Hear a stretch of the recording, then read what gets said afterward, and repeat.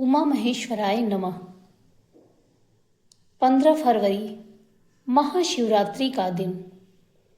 आज के दिन भगवान भोलेनाथ के भक्तगण उनकी पूजा आराधना करते हैं, उनके निमित्त व्रत उपवास करते हैं, रात जागरण करते हैं, भजन कीर्तन करते हैं और महादेव की रुद्राभिषेक और विधि विधान से पूजा आराधना करते हैं। चंद्रमा, जिसको भगवान शिव ने अपने मस्तक पर धारण किया हुआ है, उन्हीं चंद्रमा के आज उत्पत्ति की कथा हम आपको सुनाएंगे। बहुत ही सुंदर कथा है, तो आइए सुनते हैं चंद्रमा के जन्म की कथा। चंद्रमा को मन या मन के अधिष्ठाता देवता के रूप में पूजा जाता है। मन, जिसकी कोई थाह नहीं, मन की जीवन में निर्णायक भूमिका होती है, क्योंकि कहा गया है कि मन के हारे हार है और मन के जीते जीत। 9 ग्रहों में रानी और संबंधों में मां के रूप में प्रतिष्ठित कोमल भावनाओं का प्रतीक चंद्रमा हमें राजसी सुख भी देता है। मत्स्य एवं अग्नि पुराण में ऐसा वर्णन है कि जब ब्रह्मा जी सृष्टि की रचना कर रहे थे तो उन्होंने संकल्प से अपने 10 मानस पुत्रों की उत्पत्ति की। इनमें अत्रि, अंगिरा, पुलस्त्य, मरीच, पुलह, क्रेतु, भिंग, वशिष्ठ, दक्ष और नारद थे। इसमें अत्रि ऋषि का विवाह प्रजापति कदम्ब और देवहूति की कन्या अनसुईया से हुआ। अनसुईया से दुर्वासा, दत्रोतय और सोम नामक 3 पुत्र हुए। सोम ही चंद्र के नाम से जाने जाते हैं।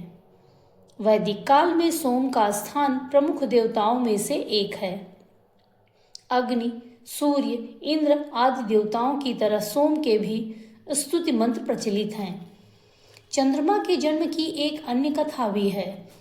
पौराणिक कथा के अनुसार जब देवता और दानवों ने मिलकर समुद्र मंथन किया था तो उसमें 14 रत्न निकले। चंद्रमा इन्हीं में से एक थे। यद्यपि ग्रह रूप में चंद्रमा की उपस्थिति समुद्र मंथन से पहले भी थी। समुद्र से निकले 14 रत्नों में से 2 को शिव ने ग्रहण किया, एक कालकूट विष और दूसरा चंद्रमा। ऐसी मान्यता है कि जब विष की ज्वाला से शिव जी का मस्तिष्क जलने लगा तो उसे शीतलता प्रदान करने के लिए उन्होंने मस्तक पर चंद्रमा को धारण किया। इन कथाओं के बीच में चंद्रमा के जन्म का पद्म पुराण में भी एक जिक्र आता है। ब्रह्मा जी ने अपने मानस पुत्र अत्रि को सृष्टि के विस्तार की आज्ञा दी। ऋषि अत्रि ने अंतुर नाम का तप आरंभ कर दिया।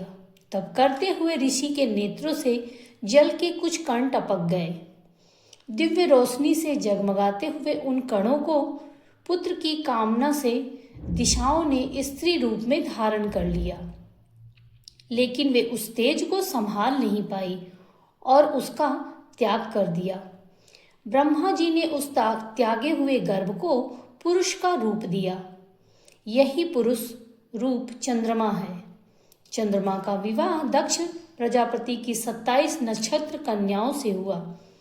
पत्नी रोहिणी के प्रति विशेष लगाव के कारण दक्ष ने उन्हें क्षय रोग का श्राप दिया, जिससे भगवान शिव ने आंशिक रूप से ठीक किया। इसी कारण चंद्रमा घटते और बढ़ते हैं। तो यह थी चंद्रमा के जन्म की कथा। उमा महेश्वराय नमः।